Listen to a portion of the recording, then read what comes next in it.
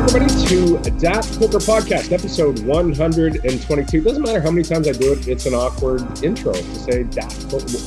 It doesn't roll off my tongue. That's because you're a 50-year-old white dude. No Canadian boomer. You're like a Canadian. DAT. You say DAT. You say DAT with an accent. It's like, it's supposed to be, DAT Poker Podcast, yo. That's what's up. It has a little slang, but you give it the old DAT Poker Pod. See, that's the thing. Daniel's also like, a 40-plus white dude, but it doesn't sound nearly as bad when he says it. How does this happen? I don't know. I'm super boomer, I guess. All right, April 25th, 2022. I'm your host, Dave Schwartz, alongside producer extraordinaire with the new camera and the dome, Roscoe P. Coltrane. A mega pint. And Terrence Chan. T, how are you, sir? I'm doing great. Super excited to be on the show, and it's been a long time. Can you think that it was like the last time we did a show? The entire, like, everybody thought Ali Imsirovich was just a good player. Everybody loved All-American Dave. Like, the world has gone fucking bananas in the poker world in the last 12 days or whatever it is has been. We are way overdue for a show. But Daniel was battling in the heads up streets. We're way overdue. So let's get to it. Your background, man, are those poisonous frogs? Yeah. I mean, I've injected all three of them into my veins, and here I am. I'm so good at poker right now. I'm going to win like 12 bracelets. Stay away from Taco Bell. Okay. Yeah. We'll get there. And Daniel, of course, in Las Vegas. I don't know, did anything happen this week? Let's just talk hockey for an hour or so. That Vegas Golden Knights choke with the second. Come on. No, I'm kidding. All right. So here's the thing. I tweeted this once, but all of the poker drama, which is endless and is like a full-time job trying to keep up. Yeah. Then for me personally, the drama within the team in terms of what's going on in Vegas is surreal, right? There's so much shit going on. You can't say. Some stuff you can't say, maybe. Basically. And then finally, my wife is super into this. And so at night, I get to hear Johnny Depp talk about mega pints. And it's like I watched it 100 times in a row when he said, I poured myself a large glass of wine. I thought it necessary. Now, I thought it necessary is going to be my new tagline. When I called the river. I thought it necessary. I poured myself a large glass of wine. Right. I thought it necessary. Yeah. So good. And that's not even discussing you made it to the finals with your alternate hockey league. Oh, yeah, my big bluff. It's so funny because I've been talking a lot about, I need to punt more. I'm serious. I feel overall, there's just not enough hands where I'm just saying go for it, and actually punting in spots that I think are good to do. And in this one, heads up against Darren, where the winner moves on to the final four, I check raise punted in what I call a bougie bluff spot. A very bougie bluff where he actually called me very quickly, which makes my bluff feel really bad. But I liked the move. I liked where my head was at, just check raising all in on complete air at 6 high. And like I said, it's important to make sure you blast off into the nuts every once in a while. Otherwise, people think you're looking at hole cards and cheating. And now that you've just blasted off into the nuts, nobody's ever going to. Here's the thing. And I'll give you the hand synopsis very, very quickly so that we don't waste time on it. But it was a spot where we're heads up, me and Darren. I just sort of clawed my way back. He limped. We weren't limping, but the blinds had gone up. He limped. I 3.5x with 5-6 of diamonds. The flop was king 4 deuce, no diamond. I elected to check, which I'm going to do a small percentage of the time. Normally it's a bet. He checks. The turn is a 9 of clubs. I bet big, 20,000 into 28. He calls, and the river's a 9. So actually, a 9 is a very likely card for him to have, right? I check. He bets 30,000. I go all in for 110, thinking, honestly, that I just don't have many bluffs here. And I block flush draws. So if he was, I was actually being greedy. I thought if he bluffed it off with queen jack of clubs or queen 10 or something like that, that I can check raise and actually pick up the river bluff. Whereas if I bet the river, he's going to, and I also think here, he didn't, but I also think if he has a 9, 9-8, he needs to think about, okay, this is a bluff catcher. It doesn't sound, what other hand am I raising for value on that river? I'm not. Sorry, can we step back? You real quick, because you said you block flush draws. Why is that a good thing in this situation? I unblock flush draws. I don't. Oh, you unblock. You did not have the flush draw. Okay. No, I didn't have any clubs in my hand, so I don't. So I have like a nothing connector to the board with the 5. Yeah. Like, okay. The thing is, like, I think there's a good chance he has a 9. Okay, so is it worth trying to get a guy off 3 9s here? When I factor in, he can have a bunch of bluffs that he's doing himself that beat 6 high and a king. Like, I think he's value betting a king here, and he has to fold a king. Now, a 9, he had 9-8 offsuit. Now, in reality, when I check raise that river, if I'm not bluffing, okay, he loses 100% of the time. He never, ever is going to get check raised all in there and beat value. So he has a bluff catcher, which is where I thought he was at. I didn't think he was full. But, he snap called. So in retrospect, here's the thing. Old Daniel, Darren's going to go in the tank for 2 minutes and be like, I can't call. Because Daniel doesn't bluff in these spots, right? So that's changed, but I was like, I was okay with it. I mean, obviously he would have folded, but such is life. Everybody out there is wondering how we got onto that when I asked you about your alternative hockey league. Oh yeah, so 2 years in a row, I lost in the finals, 4-1. Would have won game 6, lost game 7, but it's okay. My team's going to be better next year. I had a lot of bad luck this year. I mean, not like the Knights, but like guys that I got specifically for the playoffs ended up being out for the season. Sean Couturier, Ryan Ellis, Jack Hughes, Eric Carlson. Like, I mean, it just didn't work out. But next year, my team's in destiny territory, so we're good there. All right, let's go on. So we got a lot to get to. Let's hit the stopwatch. I don't know how we're going to try and get through all of this in the confines of an hour, but let's work at it. No, I don't think we will. The first thing we need to talk about quickly. Let's get some of this out of the way. All-American Dave, quickly. Since we did a last show, All-American Dave came out and tweeted that it's with deep regret, heavy heart that I announce the food truck is closing its doors permanently. The food truck born in the World Series of Poker, but in the Rio from 2013, 2019. So he goes on. He talks about the fact that he's been in the community and COVID, and the Rio won't let him back in. There's union issues because, remember, we're moving the World Series of Poker over to Bally's coming up in a month, not very long. He couldn't come to an agreement with the World Series of Poker to continue to offer food to at least on site to the poker players at the World Series of Poker. Now that was sad because Dave's been around the community for a decade and fed everybody and enjoyed the food. Were the prices high? Yep, but the food was good and people seemed to enjoy it and got value out of it. So definitely a part of the community that people were going to miss.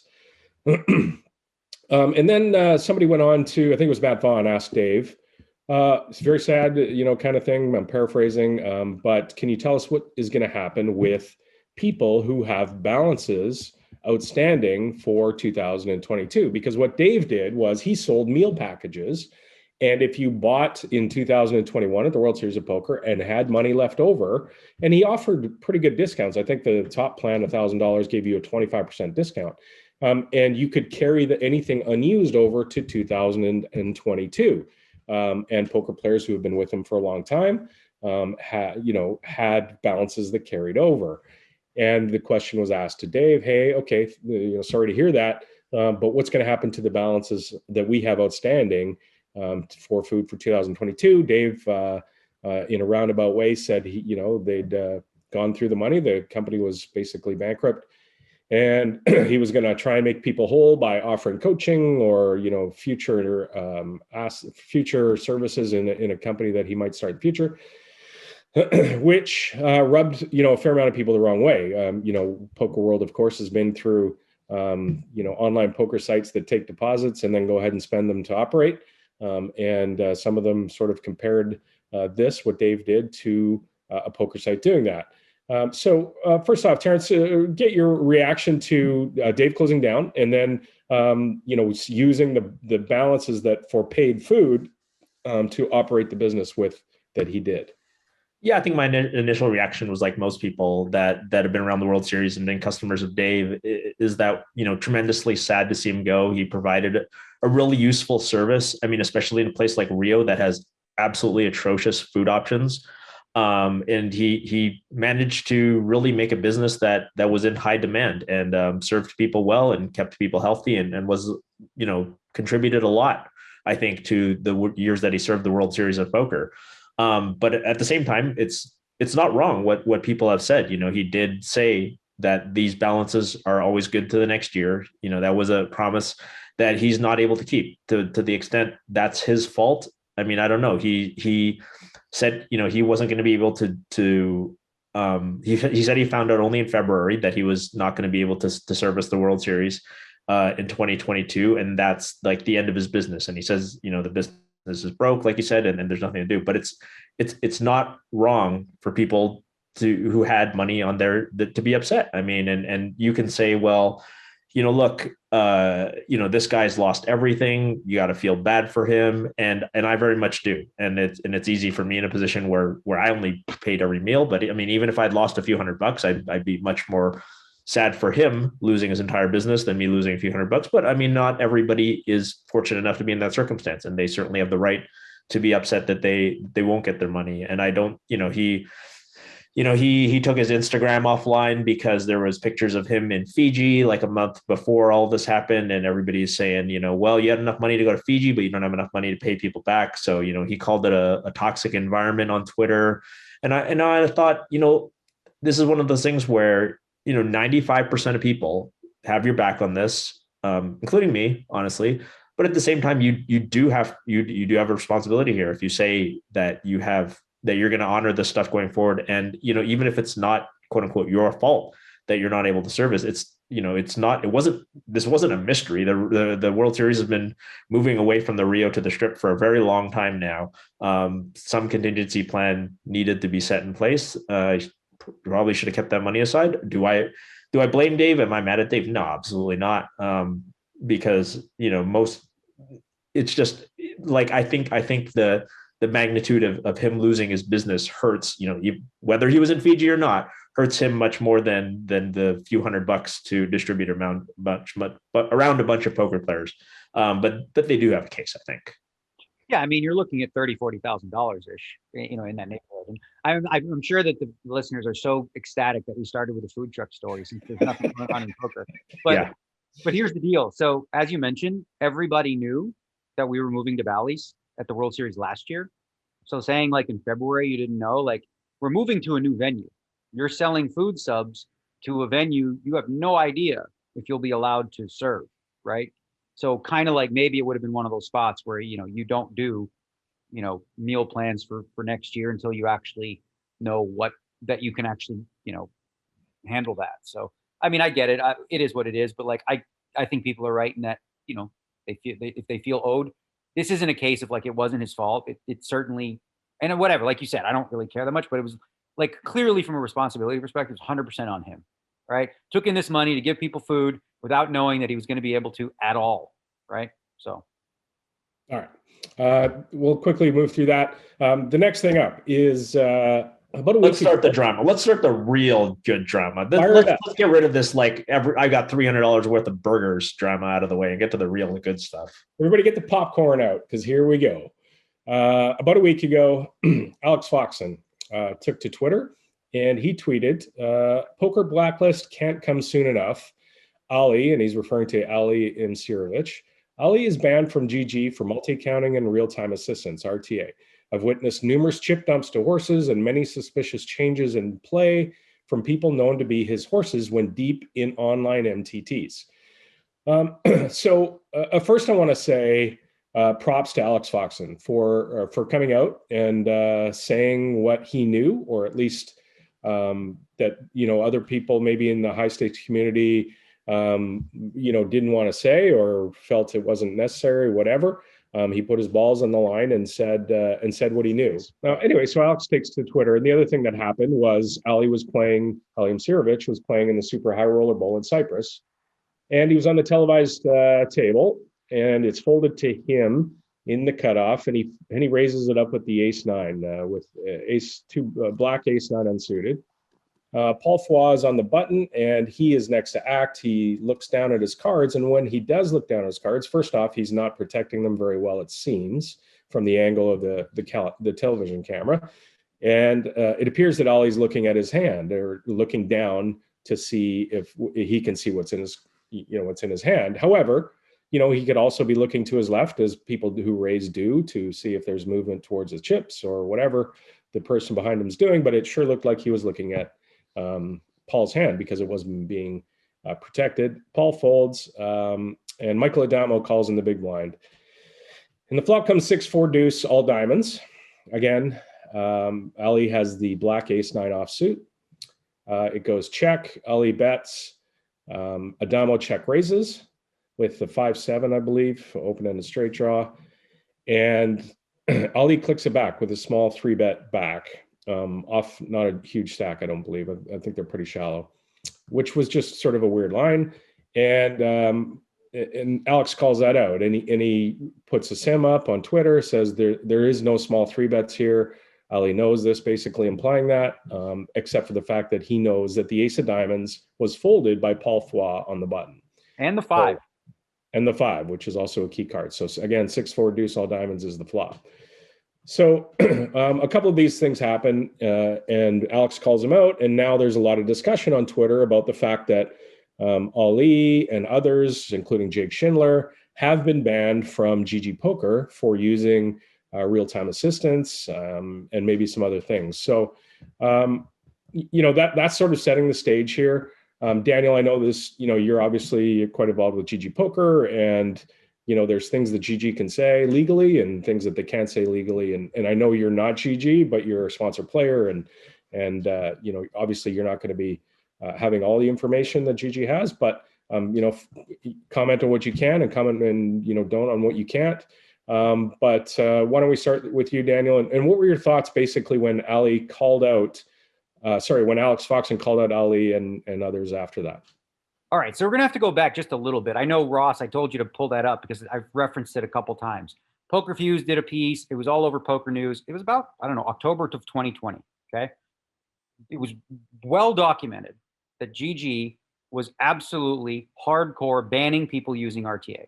There was somewhere in the neighborhood of about 60 accounts with confiscated money and money paid back to players when these people were caught, right? So this happened, we're talking a year and a half, 2 years ago, right? All right, let me just quickly interrupt you, Daniel. Real-time assistance, RTA, for those that don't understand, is players playing online with sims or... well, let me explain it, since you... Sure. It's basically, RTA is using anything, really. RTA is pre-flop charts. RTA can be something that in the middle of a hand, a GTO output is telling you exactly what a GTO line is to do, right? So listen, here's the thing. Ever since I've been with any online poker from years and years and years, there has always been a problem of some people trying to cheat at poker. It is not new. It's always been going on. What is new is the sophistication. What is new is the tools, right? Now, again, going back to around whatever it was, October 2020, we released the information that accounts were banned, okay? We don't release the names for legal reasons. Just can't. The privacy laws don't allow for that, right? We release the fact that they're gone. But if you're a high limit reg, right, you hear 50, 60 accounts have been banned for RTA, all of a sudden, you don't see those names on the screen anymore. It's not a stretch to put 2 and 2 together and go, I think this guy was banned for RTA. Now, stepping out further, people within the high stakes community, these rumors go around, right? I've heard plenty of rumors since then and since now. I've never in my life seen a list. I've never seen hard evidence. And I think this is really important to start with, okay? First and foremost, Mike Postel, okay, sued me for defamation when I did a stupid video where all I said was he cheated, right? That's it, right? He sued me. I'm a target, okay? So anytime when it comes to something like this, like Adam, if I heard a rumor about you, someone saying that you cheated, okay, it would be reckless and irresponsible for me to repeat that rumor, right? And just go out public and be like, oh, Adam's a cheat. I'm like, okay, because what happens next is this. People go, prove it. Show me the receipts. So the question as to why a lot of high roller note regulars didn't come out publicly, it's because they don't have the proof. So the thing with Ali, you look at that hand, that's suspect as hell, right? So you can put 2 and 2 together and be like, this seems like cheating, but it's not definitive proof, right? because, you know, you could argue that like, okay, well, he just thought fucking Adamo was weak and he decided to 3-bet it and try to win it there without. You could make the arguments in those cases, right? When it comes to online poker and stuff like that, because we don't have the receipts. Like, I don't have the receipts. I've never seen the evidence of this kind of stuff. So it's impossible to reveal. Like, it would be, like I said, I've had it happen to me where a poker broadcaster questioned my knowing of a fucking point system for no money. Okay. Totally irresponsible, a shitty thing to do, right? If you're going to make a claim that somebody's cheating or whatever, you have to be able to back it up. So the rumors have circulated. We've talked, you know, at the studio and all this stuff. But then the question is this: someone in my position in the poker community, right? As I said, I'm a target, you know, I'm a big name. If I tweet out Adam Schwartz is cheating because he played this hand and such, and he's banned from such, okay?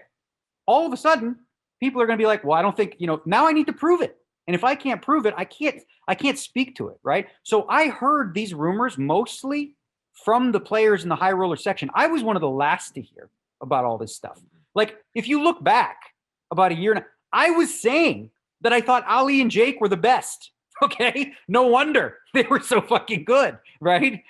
Potentially, allegedly, right? But so obviously, I wasn't aware of exactly, you know, who these names were until I actually heard it from some of the high rollers who talk amongst themselves, and you know, they're within these groups. I'm not in any of these groups. You know, I get second or third hand information. In fact, all the Bryn stuff with Martin Zamani, that was the first I'd ever heard, ever, of Bryn doing potentially, allegedly, anything in regards to ghosting or anything like that. I never heard a peep of that. I've never done business with Bryn, so I had no idea. But the other stuff I heard the rumors about Ali 100%. I heard the rumors about Jake.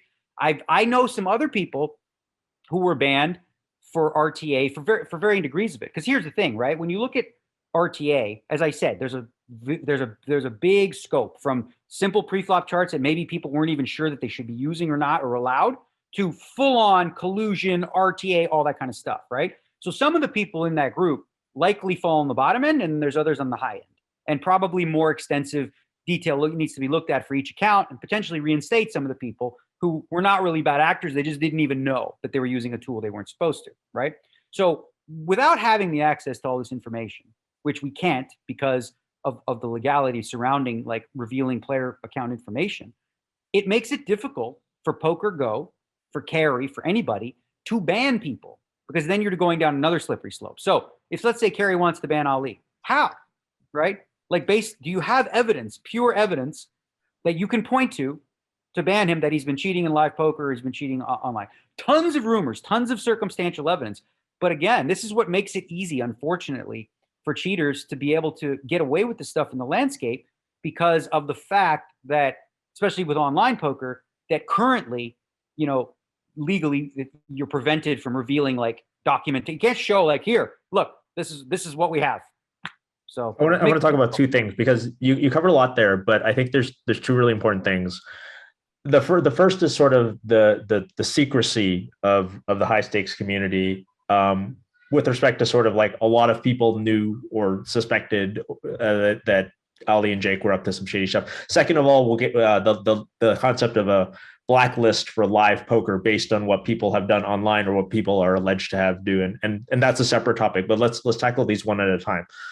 So to Adam's point, it was very brave for Alex Foxen to sort of be the first guy to say, like, look at this hand.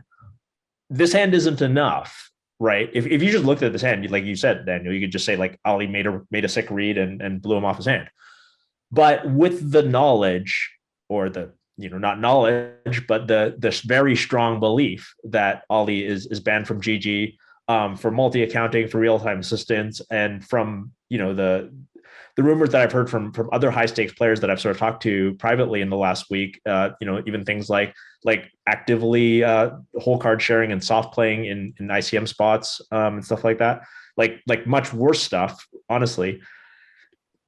No, yet for the general public, you know, for people who are not in the bubble of maybe like 100 players and their close friends, nobody knew about this. Nobody knew that Ali Imsirovich had a shady reputation. Nobody knew that Jake Schindler had a shady reputation, including yourself. Like you say, until you started hearing about this stuff, you just thought they were really great poker players, and they are really great poker players too. And let's not get it twisted. The fact that they're cheating just makes them go from like A+ to A+++ players. Why? You talked a little bit about the sort of cone of silence because you don't want to get sued by people, but at the same time, if we look at what happened. When Foxen comes out with this and says, like, this happens, he knows it's going to be a big bombshell. What happened almost immediately is that the other high stakes players on the tour, the other guys that play the 25Ks, came out and said, yeah, this is a thing. This is a real thing. And guys like me, like Adam, like Ross, like 98% of people who are listening to the show were going like, holy shit. These guys were cheaters, and they were just playing, and like everybody was just cool with them and shook their hands, and the poker media treated them like they were just like really boss level players, but actually they were cheats. Like how does nobody know about this? Do the whales playing in these tournaments who, most of these 50Ks, 200, this 100Ks and stuff like that, do these guys know about this shady reputation? And if not, why not? It can't just all be like a fear of a lawsuit, because yes, we can never only GG Poker knows, their operations crew knows to what extent Ali and Jake did this stuff, and it, or if they did this stuff. But at the same time, you've got all the high stakes community basically being like, yeah, they did it. So I'll tell you how it works. And I'm not going to name this player because he's a legend, but I remember sitting with this young new phenom in poker. Okay. And I'd never played with him before. I think he's 20, 21 years old. And I got a text message from somebody at the table saying, I think this guy is a cheat. I didn't know. I said, thank you. Right. So within this environment where it's relevant to the people talk. Right. So okay, I think they might be doing this. I think they might be doing this. But again, the big burden is the burden of proof. So what Foxen does is obviously, I agree that it's brave, and but for me, what's difficult for me to do something like that again is because I'm a big believer that when you make accusations, it's really important to have this receipts. Now, to his credit, Foxen printed the receipts. Like, he showed the evidence he had to make a case. So it's a different thing to say I believe someone's cheating, I think someone's cheating, versus I know for a fact they are, right? So I guess to some degree, you could say that you could publicly say that you think certain things. But once you do that, you could potentially tarnish someone's reputation and be wrong. Like, the old idea of like on death row, how many innocent people is it okay to kill? Like on death row for it to be okay, right? So, what if Ali, for example, in that hand, what if he wasn't cheating? Okay, right? I have my own suspicions about that hand. It looks really, really bad. But what if he wasn't? And now everyone has decided that his reputation's ruined, et cetera, based off of, a couple people's assertions about a specific hand. So what's required is an abundance of evidence that is clear in cases like this, right? And the problem we have is with live poker, almost impossible to detect this stuff unless people are forthcoming and tell the truth. And they say so. I cheated. I did this, right? Which some people may, who knows? It's much easier to catch these people online, right? So they get caught. And I know that like ever since I was with Stars or whatever, they had lots of methods from a security perspective of catching bots and cheats and things like that. And they don't disclose them, because if you disclose them, then you just tell them how they're doing it. So it makes it more difficult. So I would say as an industry, this isn't a GG thing, it's just as an industry for online poker, the number one threat and the number one thing that we need to focus on is the usage of RTA. Okay. It is something that I think, and I can't speak for Party or Stars, but I would imagine for ACR that internally, just as is the case with GG, that this is the focus. The number one focus is catching these people. And like I said, when we do catch them, it's revealed publicly. The only thing that's new, really, that happened in this last week or two is names to those accounts being public, right?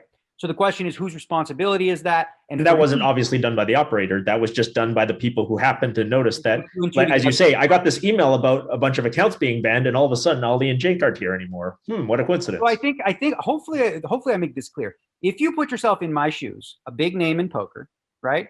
I'm going to make an accusation about somebody cheating, right? Potentially ruining their reputation, whoever knows what else, right? And then someone says, what evidence do you have? And I say, well, I heard from several other people that this was going on, and I've heard it from 5 or 6 reputable people. Okay, cool. So they think so, right? Well, what's your evidence? What is your proof? I don't have any. That hand that Ali played is as suspect as hell. If I ever play in a poker tournament with him and I'm sitting next to him, based on that hand alone, I'm going to make extra care with my cards, right? Because I don't know for a fact, but I believe he used those cards to make that decision. I would even go. I would go even further, and I would say if Ali happens to be at a table and it would be cool if you just stood up and said like, "Hey, this guy probably looks at other people's cards," like, or let the person next to you know. Absolutely, right. There's nothing wrong with that. Like, I don't know for a fact, but I'd say be careful with your whole cards, right? Whatever the case may be. But ultimately, I think it's really, and I've obviously thought about this. I've seen the news coming out, and I've been following it as much as I possibly can, and I'm seeing the rumors and stuff. But I think I'm a big believer in the fact that like anything that I say that's concrete has to be backed up with receipts that I don't have. I've never seen a list of the names that were banned. I heard about the 2 that you mentioned, Ali and Jake, because those names have circulated. I've heard of several others. I've had some that are banned come to me and say, listen, I was banned incorrectly. Can you do something about it, for example, right? I've had that happen. But I think the bigger picture question that you speak to, Terrence, is why is this kept within this bubble of people, right? For so long, yeah. And I think it's similar to the idea of like who owes my money to who, right? So, in those cases, for example, it's not really relevant to random people on the internet who can just like gossip or whatever, right?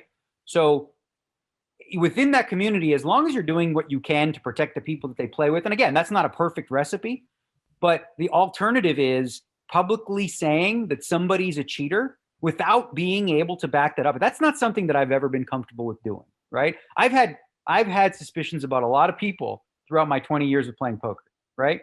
You've never heard me come out and say ever that, except for Mike Postel. Okay, I took a gamble and look what fucking happened. One time in my life, I called the guy a cheater, and this guy fucking sued me, right? So I mean, he sued Veronica Brill, and then like Veronica raised a bunch of money for lawyers' fees on GoFundMe because that's how cool the poker community is, and it was so fucking obvious that this guy's cheating. Sue me too, Postel. Well, they put an anti-slap on him, and yeah, it was a frivolous lawsuit. But Danny, I just want to get back quickly to one thing you mentioned, that you've never seen the list of people that were banned, and I think there's a lot of people out there, and I think this is important to sort of draw the line where you are as a spokesman for GG and a quote unquote, I know you don't like the word, but ambassador, versus somebody who's running their game integrity or the president of the company or that kind of thing. Because I think that, a lot of people out there would assume that, oh, Daniel knows, they've told him who the 60 people are for sure. He plays poker with them. They would tell him absolutely. So I think that's a good thing to make clear that, that's not your role at GG and that's not what you've been doing. Well, listen, you know what? It's with that, the high stakes community really knows, like, I'm not dialed into it, right? I'm not dialed into the online, like these guys know more, the Jason Koons of the world, like, the Alex Foxens and these types, like these are the streets they play in, right? They have so much more knowledge about, who's doing what and how they do what. I've never seen RTA in real time. Like, I understand it. I've never, done anything with it. But as you said, like ultimately, those types of decisions are handled by a security team. I'm not qualified, frankly. I don't have the wherewithal to be like, oh, this looks suspicious. This must be this and this. But there are people that are professionals and are qualified that handle that job, right?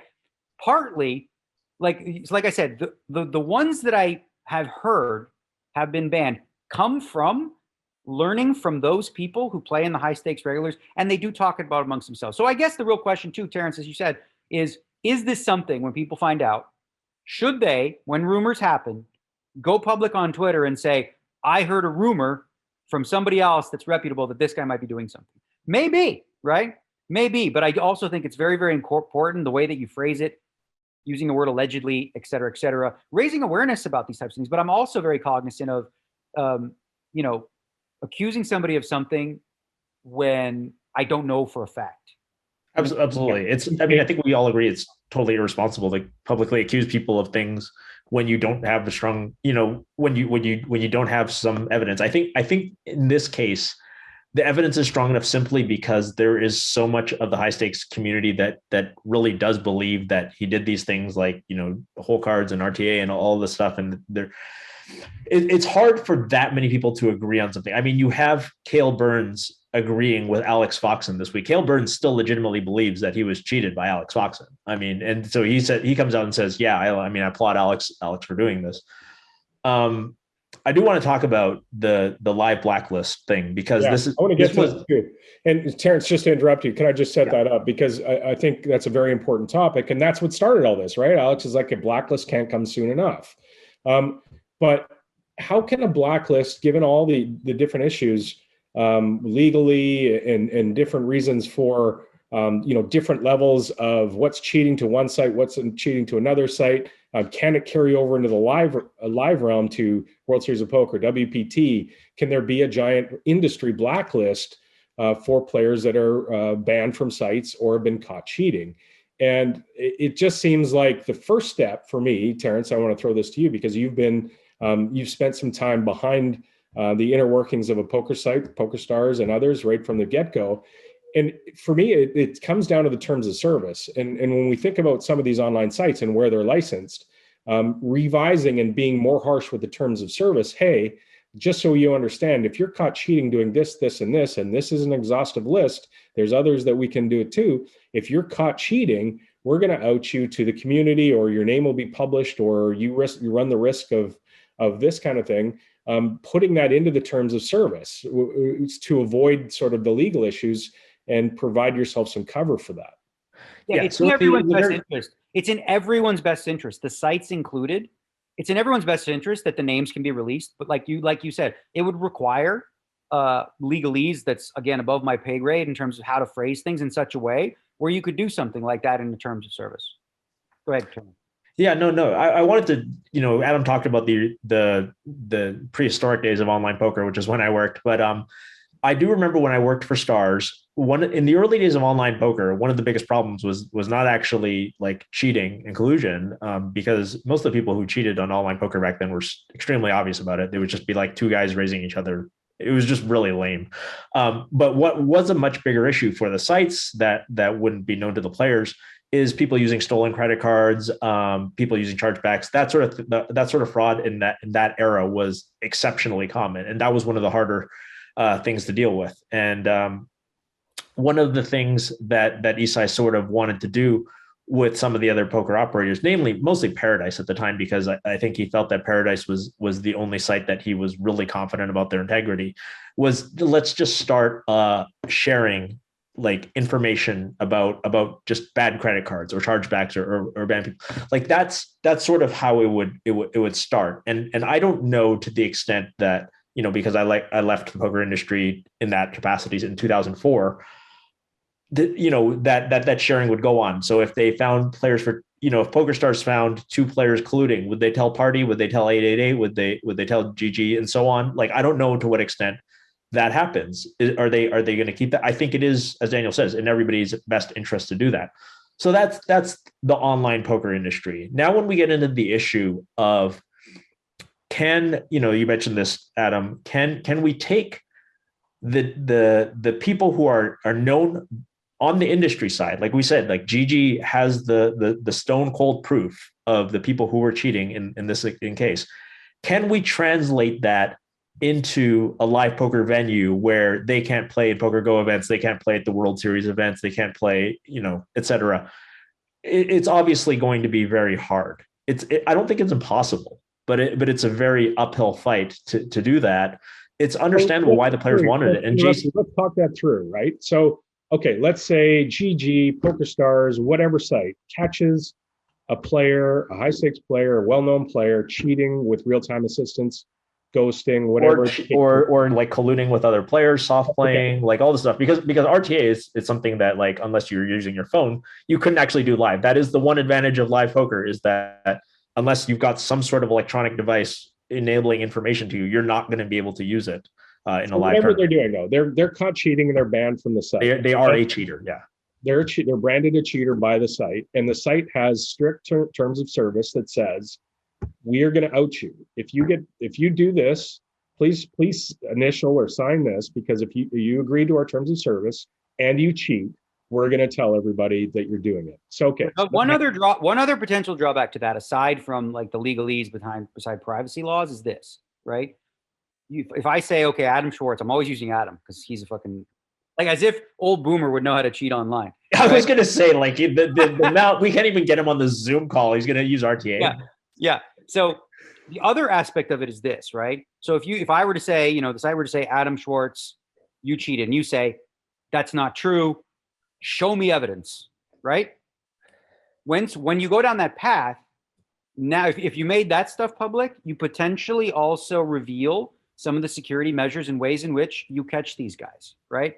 And no site wants to do that because then you just make it even easier for the cheaters. If you give the role, it's like if you were a bank robber and like the police tell you exactly what they look for and on how to rob a bank, then the bank robbers know, oh, okay, don't do that because they're going to do this. So they'll always try to find a way to game the systems. That's why it's very, very important for this cat and mouse game, which is always going to be a fight for the eternity of poker, guys. Well, Adam's not going to say how they cheated. Let me just play that out, Daniel, because if I'm the one that's caught cheating by PokerStars, call it, and I get banned by PokerStars, and I know that I cheated, and Stars has very good evidence that I did cheat, otherwise they wouldn't have banned me. So am I going to go? First of all, I'm going to say prove it, and Stars is going to say, well, let's go to court.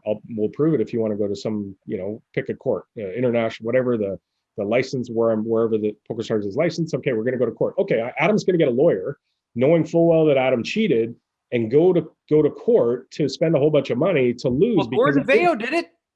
What's that? Like Gordon Vayo did it. Gordon Vayo was like, he got his money confiscated on Stars when he won a big tournament for VPNing or whatever. He took him to court, even though he was 100% guilty, because he figured he could, beat around it. Meanwhile, what he did was he filled out the paperwork with the wrong numbers, like that he was using to as fake documentation. So yeah, okay. So I hear you, but I mean, I guess to get to court, and I don't know how much will come out, how much PokerStars would have to say Adam cheated or say what it was. But, and I get your point, but I think, we should try and find a way to make this work rather than say, no, it can never work because of this, this, and this, and this, and try and work through different processes and take different approaches. The poker sites themselves take different approaches to how they deal with customers, how they deal with their. Well, I think that's ongoing and happening. Like, actually, I don't think it, I know it, right? There's always, and there's looks like people in the industry. You talked about Rob Young trying to put together something, and there's a lot of moving parts. But I think one of the benefits of this coming out, and I think for a lot of people there was relief because it wasn't somewhat of a when it came out, I had mixed emotions about it because on the one hand I'm like, finally, it's out there, and then on the other hand I'm like, oh boy, so this is going to be something that obviously breaches people's trust in what's happening at the PokerGo studios and the like and online poker. So, there's pros and cons to it, but I think the pros outweighs the cons because, this is an opportunity to not only flush them out, but also to come up with some creative ideas and how we can all work together as an entire industry to potentially do something to make it difficult. Like, imagine this. I thought I heard Berkey. I was watching their podcast. They do a great job with this, the Only Friends. It's really great. I've been watching them. I think it was him that talked about, what if, imagine if you were caught cheating online and then you were banned from World Series of Poker, for example, right? You can't play the main event. You can't play all these really high equity things. Now, all of a sudden, there's a real penalty, right? There's a real cost to you specifically, that can be imposed both in live. But for now, what happens is, as you said, someone gets caught cheating one site, they move their action to another, or they get caught, cheating on, on the EPT. So, all right, they start playing on, the WPT or whatever the case may be. Unless everyone can actually work together, like you said, in some sort of blacklist type of situation, these guys just get away with it. Like Russ Hamilton is golfing and on the beat, and nothing happened to him. Like nothing has ever happened to any of these people outside of maybe having their funds confiscated, and they're like, whatever, I already, stole a bunch, big deal. Chris Ferguson, Howard Lederer are playing poker. Yeah. I mean, I don't even have that big a problem with Ferguson and Letter, but Russ Hamilton is a problem. You retweeted, Daniel, a Sean McCormick thread, and I took that as an endorsement. But he was saying, he was talking about a lot of the logistical difficulties of translating a blacklist and actually implementing it into real life. Sean McCormick, the poker room manager at the Aria, he pointed out that it's difficult to do this from I don't know if it's a legal standpoint, but the gist of it was it's hard because, you know, if say the example of card counting has been brought up a lot because, you know, for those who don't know, if you're caught card counting or even suspected of card counting while playing blackjack in a casino, they can give you the boot. You don't even have to be a good card counter. They don't even have to be sure you're a card counter. They're just like, this guy, you know, a bunch of 3s and 4s and 5s came out of the deck and this guy tripled his bet. Like, just fucking toss him. There's not much of a threshold to be passed with card counting. The sort of idea is, okay, we don't know 100.00% that Ali Imsirovich and Jake Schindler, you know, cheated on GG Poker or have cheated in live events, but we feel pretty good about it. And if there is a poker blacklist, like these guys are pretty close to the top of it. Why can't we use the sort of this idea that, you know, and there is, you know, there's well-known, the Griffin book that was shared by Vegas casinos about suspected card counters and what they had pictures, you know, even in the 70s, they would just take like a black and white picture of you and a couple of disguises that you might have, and they'd share it around the other casinos and say, don't let this guy play blackjack at your tables. Now, every poker tournament, you actually have to show like government ID to play a poker tournament. And we have like player cards and all this kind of stuff. Why can't we use this? What I don't understand is why can't we, if we've got a list of people that we are like really, really sure have done bad shit in poker, like recently, I'm not talking about like Justin Bonomo in 2001 or whatever, like recently done bad shit, really bad shit in poker. Why can't we say like, hey, you know, this guy's not welcome to play poker at the Aria, at the World Series. And to further your point, really, a real big question is, if someone is known to have cheated online, but there's no evidence they've ever cheated live, right? Is it Aria or Bellagio's responsibility to say, okay, well, there's no evidence that this guy's ever cheated in our facility. There's no evidence that he can or will, but he has cheated in other avenues or other venues. Like, do we have the right to prohibit him from playing here? And I think that's a slippery slope, right? In terms of like defining cheating, defining like what types of behaviors outside of our casino that have happened. I think ultimately what most of these properties look at is like, did this guy do something on our property that is egregious and that is cheating, and that we can prove it, right? If this guy supposedly in a private game was using a cell phone thing, and that's the rumor, and we heard it from 3 reputable people, is that enough, right? We don't know. Like, I don't know. It's hard. Yeah. I'm asking the question, is that that the enough? bigger problem there is the casinos aren't incentivized to catch people. Oh, I disagree strongly. I disagree too. No, like, let me finish. So when you're talking about, you're comparing them to card counting, that's costing them real money. Yeah, right sure. Now. So are they going to be less incentivized to try and catch a poker cheater, given they don't have expertise in it, right? I mean, you know, you have guys trying to catch card counters because they've been doing it for 20 years. They can see what a card counter does.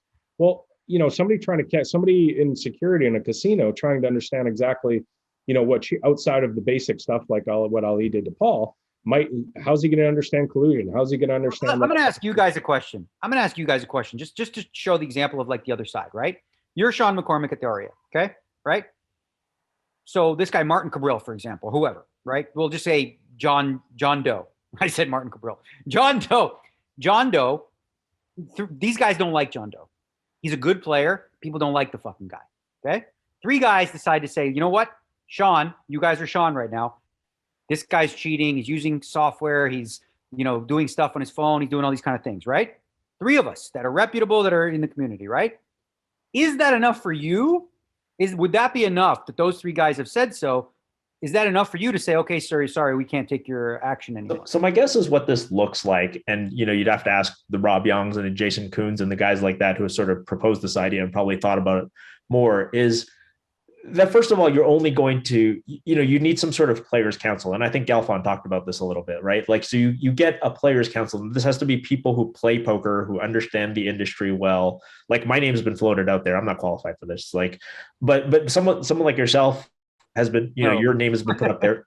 Let's say there were 20 people that like most people think are honorable, reputable people. Like, I think between like the 4 of us, we'd probably come up with people. Like, we'd all say that Phil Galfon. You're making a good point that it has to be at least 20 deep, because there's so many different groupings in poker. You've got the Spaniards, you've got the the English. You've got, there's all these different groups of people who are in study groups and stuff like that. So you almost have to have, I think it was Plenopads, Patrick Leonard, who was speaking to that, where, every sort of group needs to be represented to a certain degree, because otherwise there's bias, right? You're like, well, no, not my, you know what I mean? And then and again, someone else said, I think it was Tim Riley of all people. I don't remember. One of the guys said, that are we really talking about like policing poker players with high stakes pros and like deciding that we trust 20 of them when we know that some of these people that we thought were trustworthy have actually done shitty things?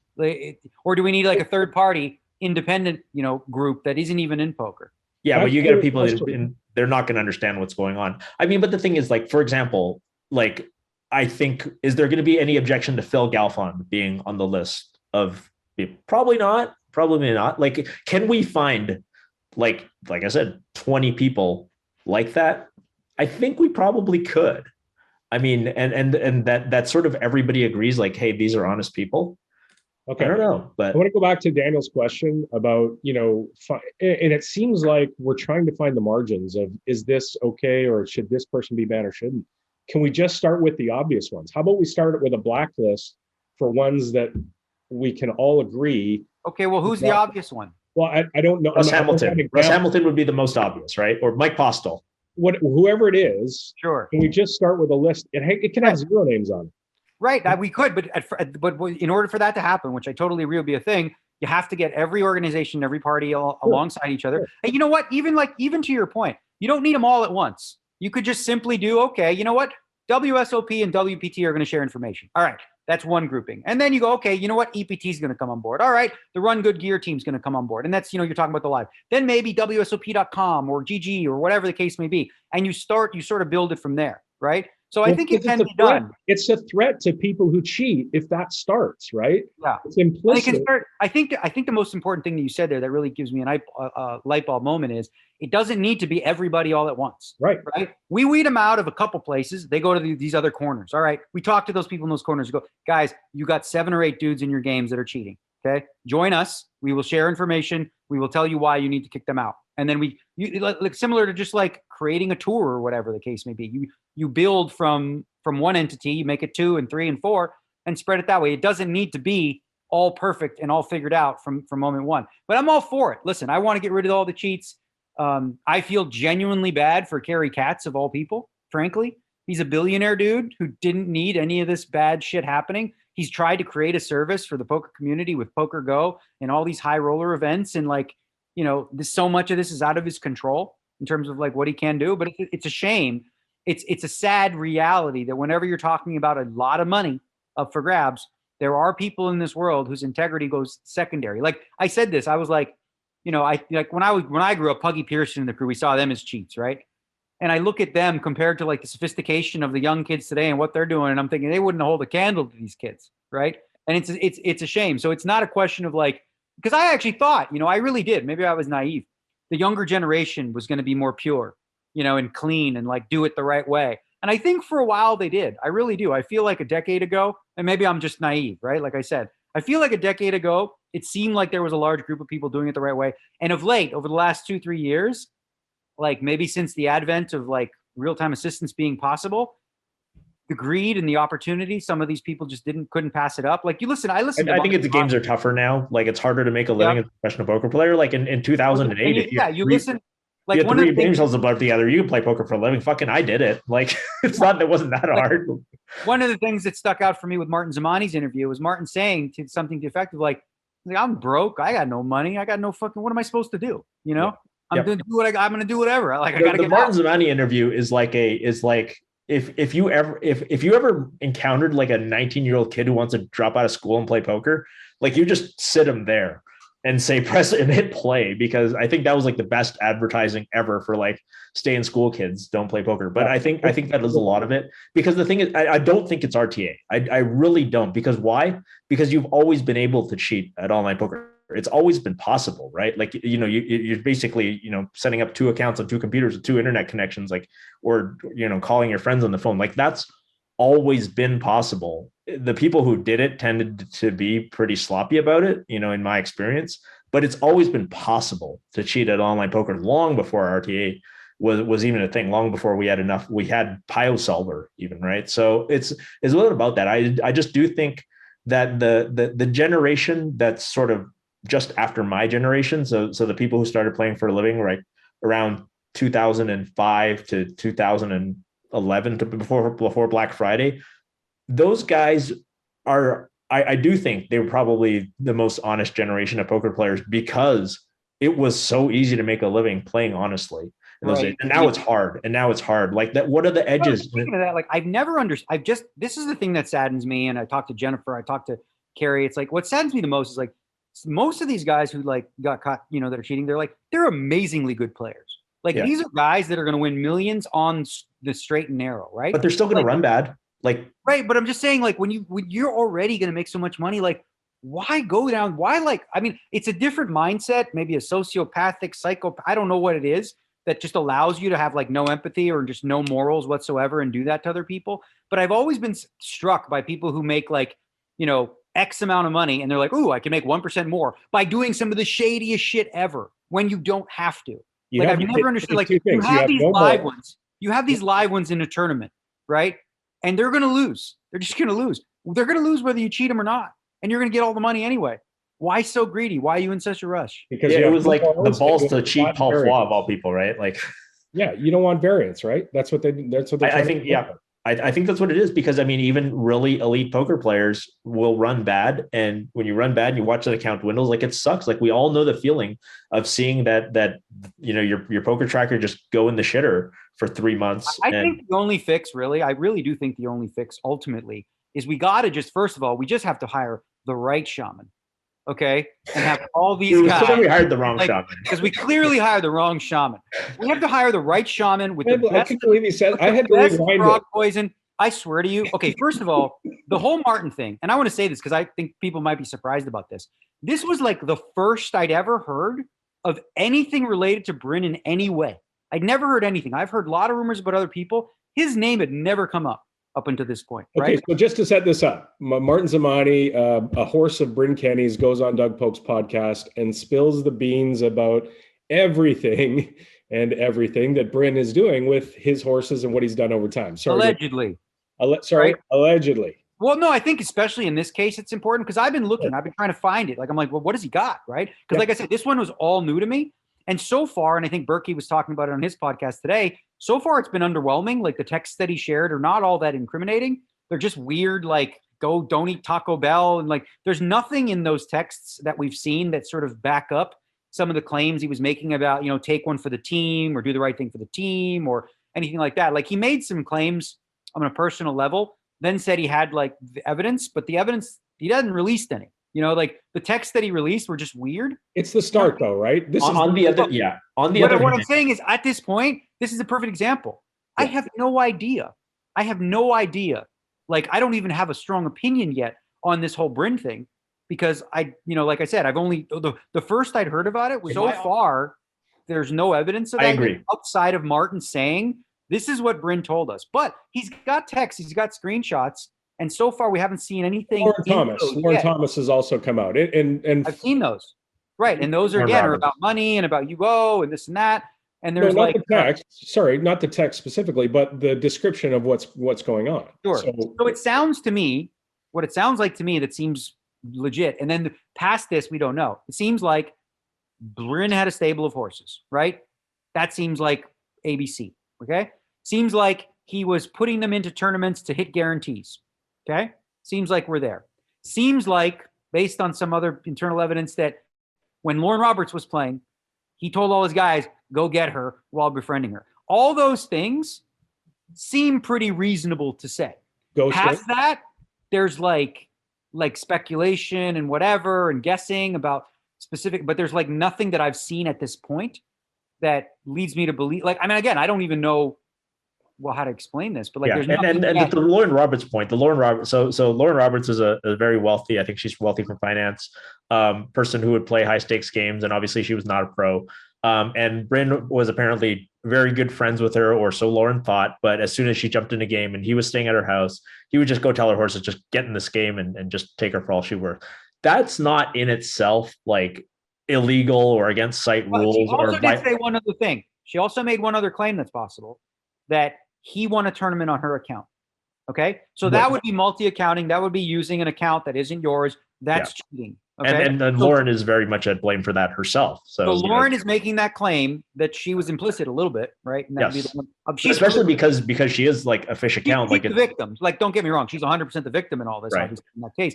But like, she was implicit if she knew that was happening, right? And that would be considered cheating.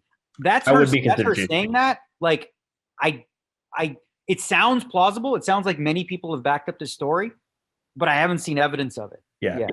Okay. And so we also have Martin in the interview with Doug Polk say that when he went deep in a World Series of Poker online event at WSOP.com, I think he was fourth or fifth, or 4 or 5 people left, and maybe leading the tournament. He had Sergey, a Spanish guy, Sergey Reichak. Yep, I played with him a lot. So Bryn called Sergey. Sergey was at dinner with his wife. This is in Mexico. Martin was also in Mexico. Get on over to Martin's place. He's deep. You need to ghost him and get over there. And Sergey, I believe, came out on Twitter and said that, yeah, that did happen, except all the other things Martin said didn't happen. RTAs and things. So Sergey basically admitted to the idea that he went over there to help him with a final table, which is ghosting, which is against the rules, which is wrong, which is cheating. Then he went on to completely deny everything past that. We're writing these things up, right? So all along the way, we've got things that were admitted to by Lauren, by Martin, and by Sergey that are against the terms and conditions, right? They're considered cheating. So we're getting to a point now where we've got different angles of corroboration to some of the things, not all of the things, clearly, that Martin alleged in the interview, and we're only a couple of days out. Right. And I believe, didn't Sergey actually say that, he did say that, yes, I was one of the people banned from GG. He denies that it was for like complex, or what he would call complex RTA, like what we would think of like a solver in real time telling him what to do. And he said it was just pre-flop charts, which are also banned by GG, but definitely most people would consider pen and paper charts a very different level than a real time like post-flop solver.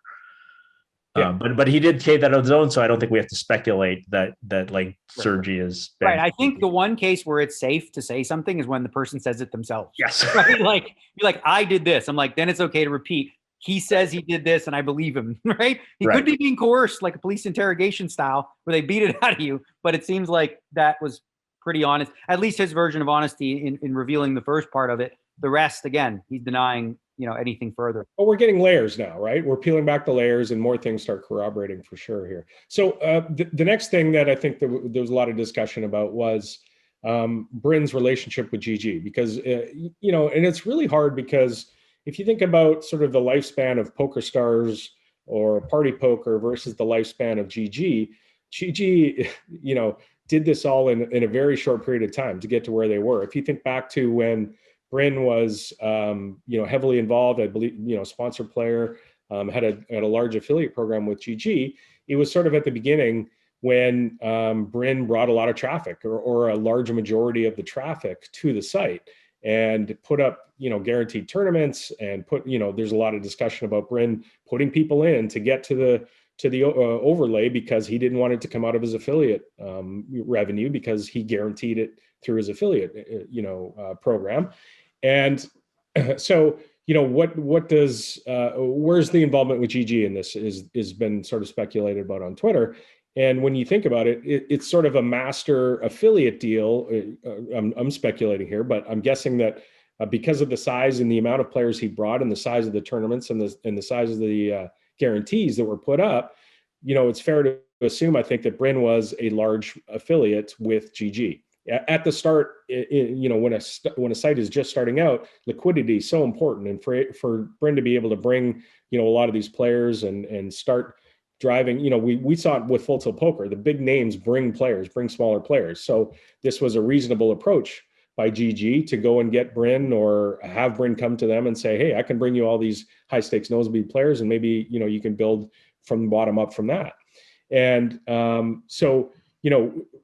separating Bryn's actions or alleged actions that have been alleged against him from GG, because he was a large affiliate with them and had financial intertwinings with them, becomes sort of this area where people aren't really understanding how GG is involved in this. And Daniel, you can say as much as you want about this or as little as you want, but what's your thoughts sort of there as far as back in, I don't even think you were involved maybe with GG at this point, but when you look back on it now, what's your thoughts on it? Yeah, no. So first and foremost, when I started with GG, like Bryn I never worked with Bryn. Bryn was essentially on the way out or already out at that same point, right? And it was a very small site. It was a high stakes site where they were running. This was before, like I said, I was involved at all. They were running lots of big tournaments, 25Ks, 5Ks, 10Ks, whatever. And as you mentioned, like Bryn likely brought in a lot of players to play in these things, and potentially, with what's coming out, some, backing deals and different things like that. So that's like, that was him, as you said, like affiliate, if you will, doing that. And then, like I said, once I came on, I never had any interaction with him. He was never involved. Like, there's no evidence. There's not only no evidence. It's just absolutely not true that he had anything more than that, right? He's like, I can bring players to a site. Cool. I want a piece of, of the players in an affiliate program type thing. Cool, right? But as far as like any involvement past that, in terms of, any software or anything like that, there's absolutely nothing. He was never internally involved. And again, I wasn't there. Just so we have the timeline right, just to pull it up real. Bryn Kenney signs March of 2018 with GG Poker.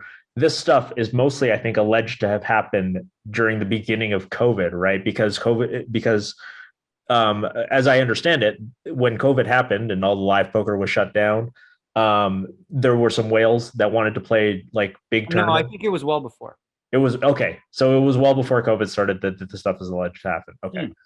I may be mixing. I was with the company when they were in COVID. Okay, the Ollie and Jake stuff is alleged to have happened during COVID, right? So what happened? Well, like when I came in, when I was in, it was when that was released in August of 2020 or whatever it was, October 2020. Okay. And all those RTA bans was about 60, 70 accounts, and Gotcha. I don't know how many more have been banned since.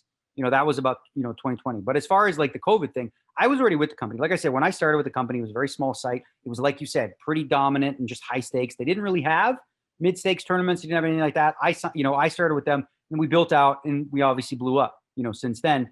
And, the sort of that high stakes start, if you will, where that was like, the main cog, became less and less important, because obviously, at the beginning, if that's all you have, that's all you have. But once you flush out and, you branch out to different things, it becomes less and less, a part of the company. But it's like, and I wasn't there, so I can only speak based on what I know, is that he had no involvement whatsoever in anything that could potentially, like Martin Zamani speaks at one point that he thinks Bryn may have seen his screen, and he tells a story about how he thinks his screen. You guys know it takes 5 minutes to just put malware on somebody's computer with Skype, right?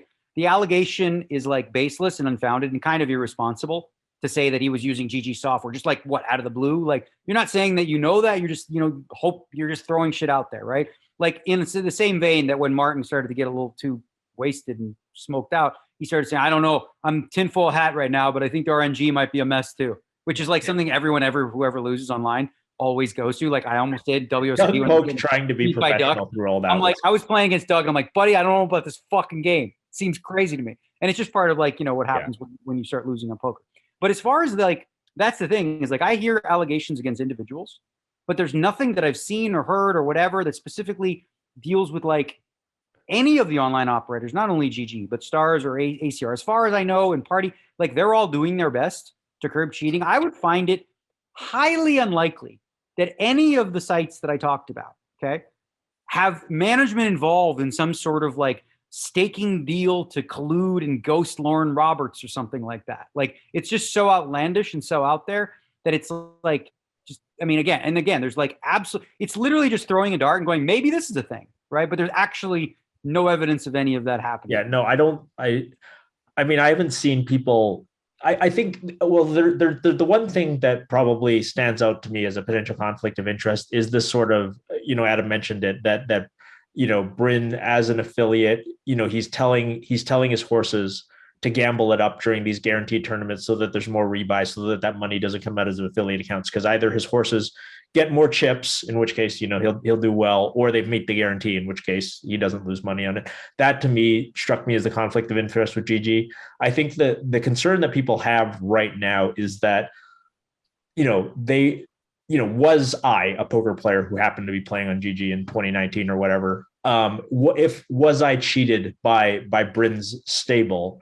If so, did I get money back from that? And you mentioned the RTA refunds earlier in the show. You had Ross pull up that article. Excuse me, the Pokerfuse article about people getting refunds during RTA. So GG has compensated victims of cheating in the past. The idea that Bryn if you listen to Martin talk about this, it sounds like a huge stable. It sounds like just like he's got like all these horses in all these tournaments. And whenever any of these horses make it deep in the tournament, it's like the best player out of that group who's playing, and they've got like a laptop with all the other important thing that's come out of all this too, though, is that it seems like there was a wide group of different types of horses, because several people have come out and said, Bryn staked me. He never asked me to do any of this stuff. Yeah. He staked me and I played. Well, there are other people that have said, like, yes, I like. Does that make Martin's claims, invalid? No. Yeah. But it also speaks to like, well, there's some people saying that this happened, and there's other people that saying, well, and with my experience, it never happened. So this is exactly where we're at in this sort of like, he said, she said, show me the receipts. Like, this is where push comes to shove, where it's like, all right, I'd love to see what he's got, what he's got to implicate, or, Bryn or whoever else that he's claiming to make these things, because just saying stuff, especially in sort of the kind of incoherent way that it all with the shaman and the fucking, it's not the best. If you were a lawyer and this guy was your star witness, it wasn't streamlined, right? Exactly. You wouldn't be real thrilled about it. But and there's also too, like, I know that he won't share why he's coming forward, but it looked like he texted that to Doug. Yeah. So it looks like there's something under this. This is why I'm saying, this is why it's very, very careful to like, accuse people of things that I don't know about, because what is his incentive here? Does Martin have some sort of incentive to like be doing this? I don't know, but he wouldn't share why publicly, but he sent it to, I watched it. He sent it to Doug, and Doug goes, okay, that makes sense. Yeah. Right? And Joey said the same thing. He did it. Like, I don't know. Like, maybe because it implicates his brother, who knows? I don't know. Like, or friend, I don't know. It could be. Yeah. It's obviously something that has him in a difficult spot, but yeah. So it's getting back to Bryn quickly. He was released by GG, I think a couple of years ago, right? Something like that as a ambassador. Do we know, and I don't know, you probably can't answer this, but do we know, does he still play on GG? Does he still have an affiliate deal? I mean, I think these are questions that are out there, but I don't know. I do not know. I genuinely do not know. Other people would know better than me. I'll find out. This he would play under his real name, right? Because don't most of the high stakes guy play under his real name? Yeah. Yeah. Yeah, I've got an article from, let's see, July of 2020 saying that he's no longer part of the GG Poker Network. Yeah. So you would assume that his affiliate deal would go along with being kicked off the site as well, right? I honestly, I'm genuinely do not know. This is all stuff that I can find out most likely from, people, or I can ask internally. I don't know, again, because internally, like, they don't share information about specific people's And you're in Vegas, so you don't get to play the high stakes games on GG. So like I said, I've never seen a list of the RTA users or the ones that were, banned. Like, I've never seen any of it, and I don't imagine that I could just ask about a specific account and stuff like that. But I'll tell you who will know: the regs in the high roller scene, and I can ask them. Like, they will know because they play. The ones that are still playing, not the ones that have all been, banned, which is a pretty big number. Okay, before we get on to the chef's kiss to this story that I'll read in a second, do we have anything else about the Bryn thing that we want to touch on? Obviously, this is going to develop, and hopefully more comes out, and more people maybe will corroborate, and we'll see some more evidence. But quickly, I wanted to get back to, we were talking earlier about Ali and having blacklists. In the high stakes community, Daniel, what do you think the chances are if the sites and the casinos can't do it? What about the players? Like, okay, Ali, if you come to this tournament, or Jake, if you come to this tournament, and the casinos or PokerGo or Ari or whoever is going to have to adjust their policy a little bit, but if you come and sit down at a table, we're going to stand up, and we're all going to leave, and you're going to play by yourself, and there'll be a reduced payout. What are they going to do if he late regs? Well, Yeah, I mean, no late reg. I don't know. I mean, that's not as like that's well for a small community. If you're doing a I mean, even if you said that, like so here's how I think it would probably look is that like you would pressure the people running the tournament and say like, hey, don't let this guy play. And if they say no, we're gonna screw you, we're gonna let him play, then what can you do after this? You can say that you're not playing. Well, then like Ali just gets to play against like 9 clueless businessmen and 0 pros. Like, who's the winner there? I don't know. I'm trying to poke and suggest stuff and see if there's stuff out there that we can do. I don't know. I don't know if there's a way around it, or especially. I think it's got to be just social pressure. I mean, Dan Smith talked about bullshit. Social pressure is useless. I'll tell you why.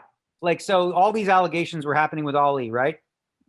He shows up the very next tournament, wins the 10K, plays the heads up, plays the next 15. Like, Jeff Platt tried to talk to him. Jeff Platt said, would you like to come on and share? And he's like, no, I'm good. And then he said, how about off the record? Just, me and you. And he's like, no, I don't want to talk about it or nothing. So he just goes on with his business, much like Chris Ferguson did when he came back to the World Series. He just came back and said, no comment, and nothing happens, right? So I don't think the social pressure maybe it works for some people, like where they feel like, embarrassed or whatever. But often people that do this are pretty brazen. They're like, fuck you. So what? I did it. Big deal. Who cares? I'm going to play.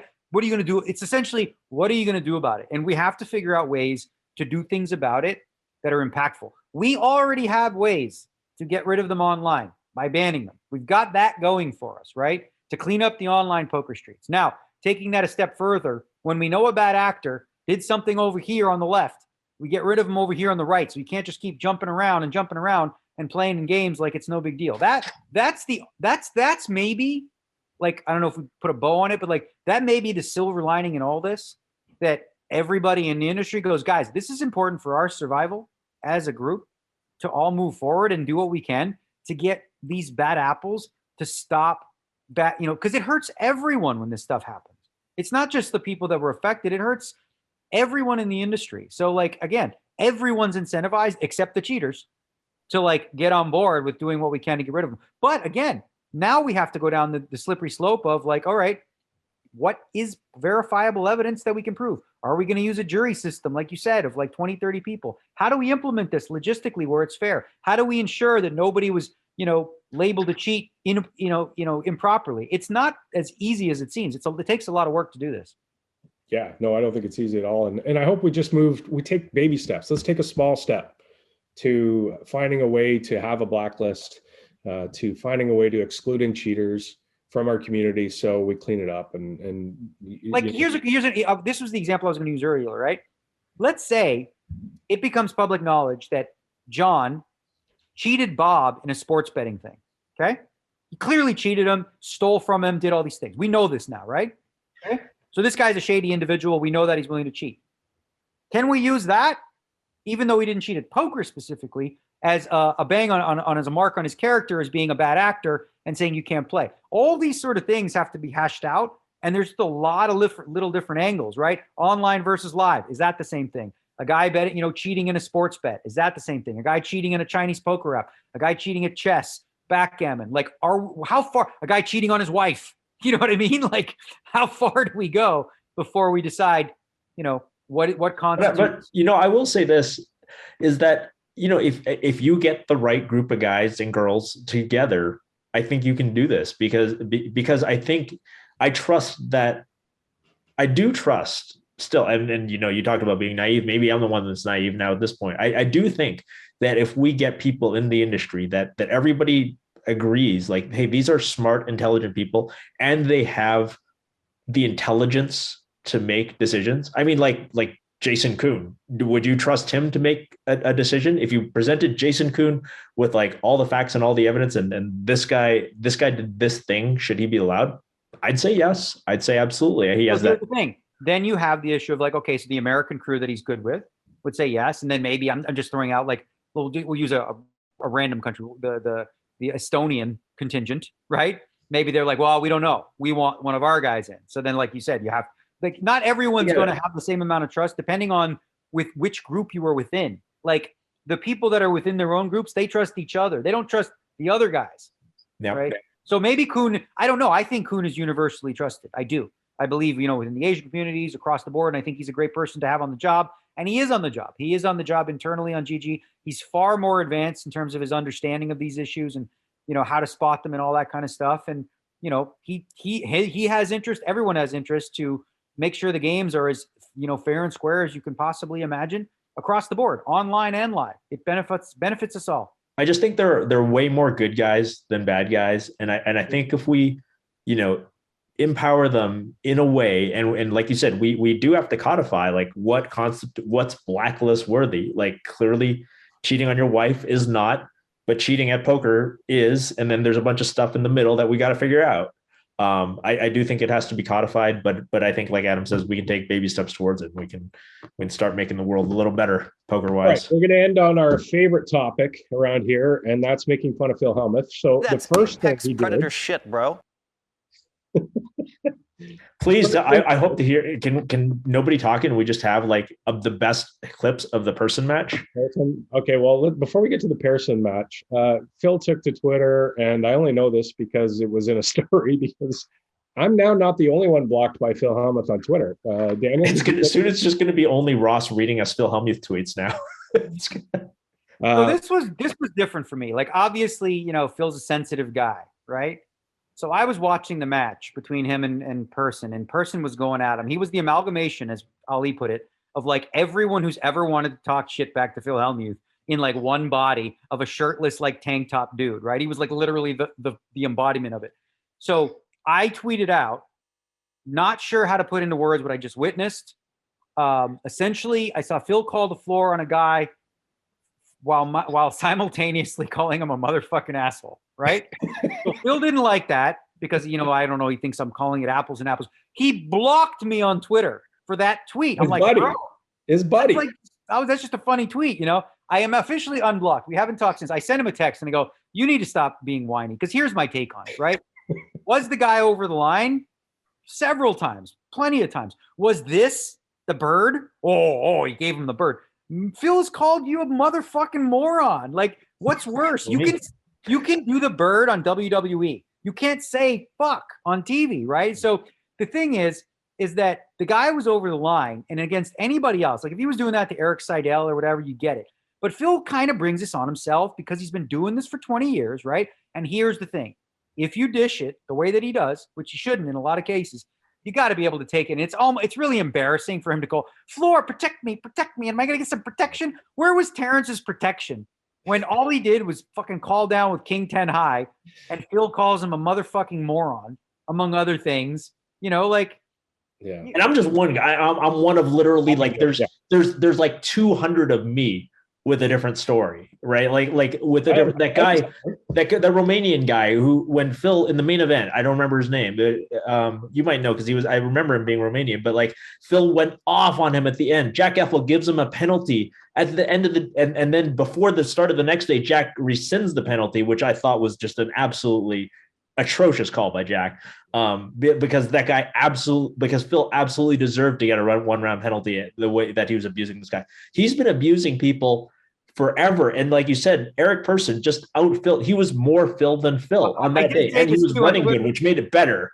Yeah, I said this on Twitter, but like in the history of poker, no one's been more deserving of penalties, like a larger number of penalties than him, and have gotten none. He's Teflon. So like if you want to play that game, if you want to play that the penalty game where you want to call a penalty on Persson, which, sure, I could see a warning and a penalty there. But if you're going to do that, then you have to accept them when they come your way as well, if that's where you want to go. And I will say this, I do think, because Persson definitely got him off his game. He definitely threw him off, and he definitely tilted him, and it definitely got to Phil. I think when people see how the strategy worked, at the World Series of Poker, he's in for it. Like, he can sit down at the table. When Phil starts mumbling and whatever, you're going to get guys who are going to go at him if it's in their best interest. He's got Jack to back him up at the World Series. Jack will, like to Terrence's point, Jack will defend him, right?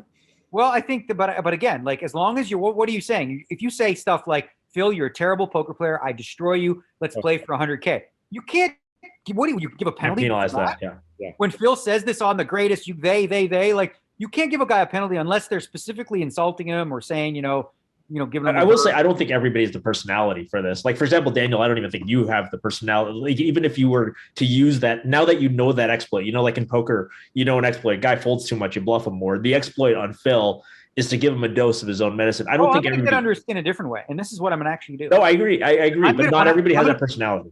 But I'm going to do it a different way. I'm not going to try to antagonize him. Sure. What I'm going to do is this. When he starts doing that, okay, one of his tirades, if he's just saying stuff like, oh, this motherfucking hand, how do I lose this 9-3 offsuit? This is ridiculous. I run so bad. I'm not going to say a word, right? Vent.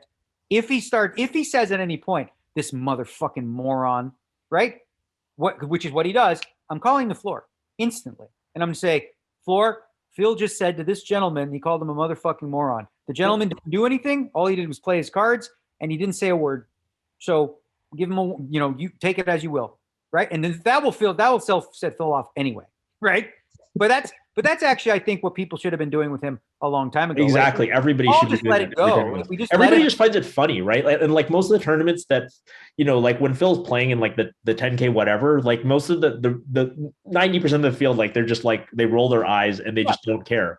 But once in a while, like it should absolutely happen more often. Playing to the floor, Sean should care. Like you look back and he just doesn't get penalized because he's Phil Hellmuth. He gets away with it, and he has for a long time. Yeah, it's true. I mean, he should the number of penalties he should have accumulated is absolutely insane, and it was great to see. Not because I don't think any of us, like you said, like if Eric Persson did this to almost anybody else in that entire field, basically, we would say, "Oh my God, what a complete asshole!" But because he did it to Phil, it was fantastic because Phil deserves that and more, because it's 3 decades of him doing exactly this to other people, exactly like right out of his playbook, saying, "I'm so much better than you. I'm going to kick your ass. I'm going to have all the chips at the end of the tournament." It was straight out of his own playbook. It is the classic story of the bullying, then getting punched in the nose and crying, "Mommy." Yeah. Yep. Yeah, absolutely. It was. That's called chewing your leg out to get out of the trap, kid.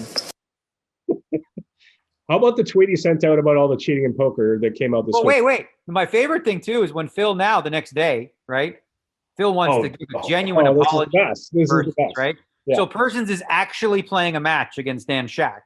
In the middle of his match, Phil has to go there. Of course, says, "Please film this." Because doesn't he have like a selfie cam too? Yeah.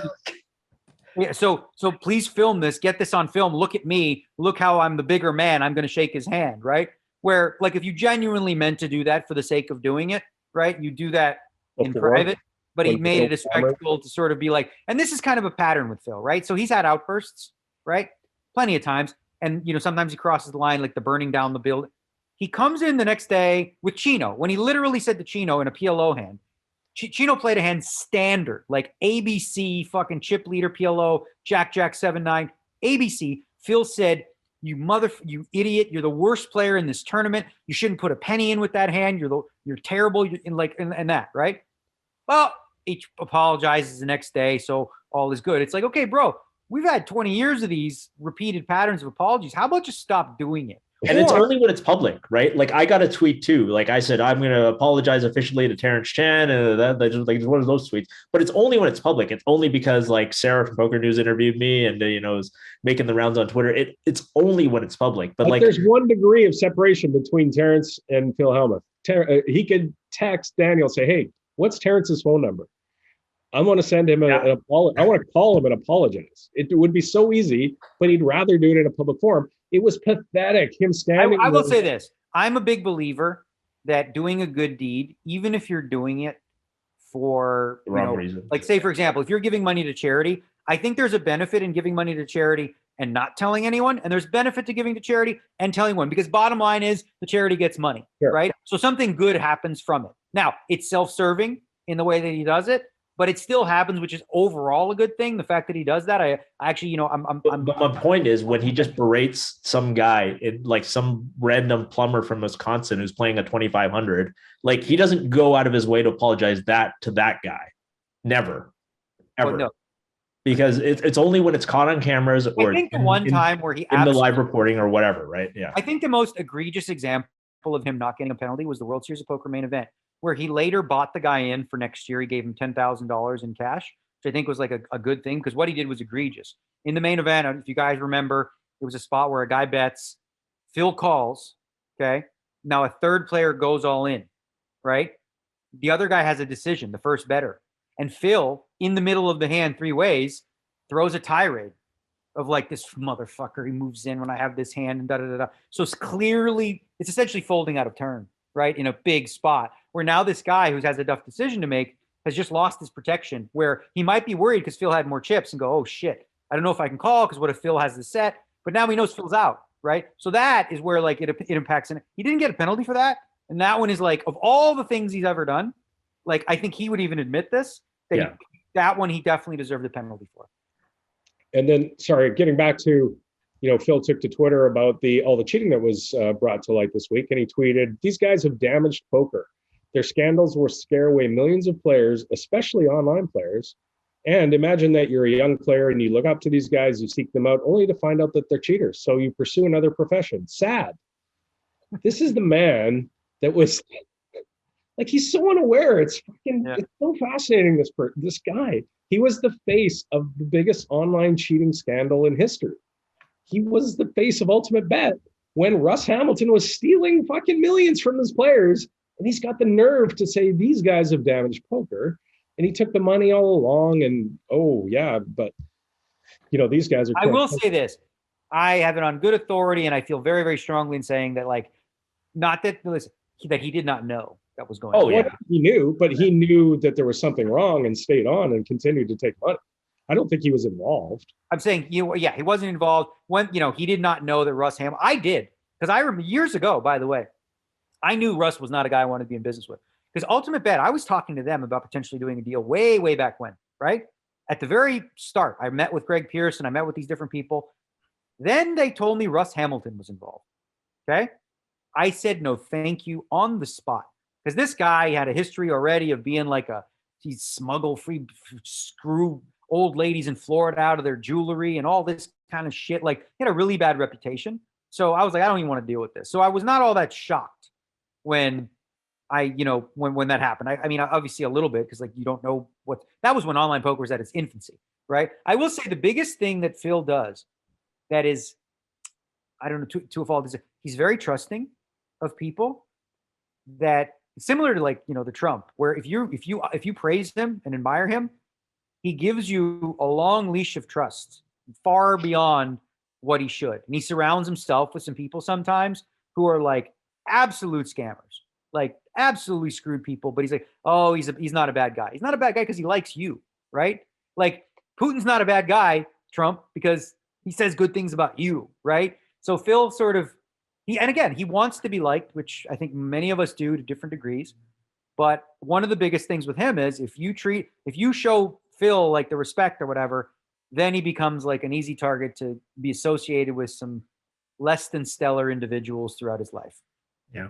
Wrapping this back up real quick, just because I know we're going long, but the thing you knew about Russ Hamilton, being a shady character, probably wasn't super public knowledge. I think it really does go to show the value of, us in 2022, having social media, having the ability to say like, hey, like, these people are shady. I can't 100% prove these people are shady. Just like you probably didn't know 100% that Russ Hamilton stole jewelry from women, but you heard it from people you trusted. And I think, if we're going to wrap this all into a nice little bow, I mean, I feel like that's kind of the story of the week is that we need to have, I don't know if transparency is the right word, but poker's really having its like sort of Me Too moment. Like the Zamani thing only came out because of the Ali thing, and and it's we went from Ali, where like in a week somebody had to tweet like the first domino was Ali shows up with sunglasses, and the last tweet was Martin Zamani's putting frog poison in his guts or whatever it is, because this all started because Ali played a hand weird and then showed up with sunglasses, which he normally doesn't wear. Like, fucking weird. All right, everybody. That's going to wrap it up for this week. Hopefully we don't have as much. We got some stuff to do. We got some high stakes poker to talk about. And we always do NHL playoffs. We do our picks, right? That's coming up this week too. The playoffs are starting. So maybe we'll try and sneak in another show here quickly. Thanks to everybody out there for listening. Thanks to you guys for getting together, and we will talk to you soon.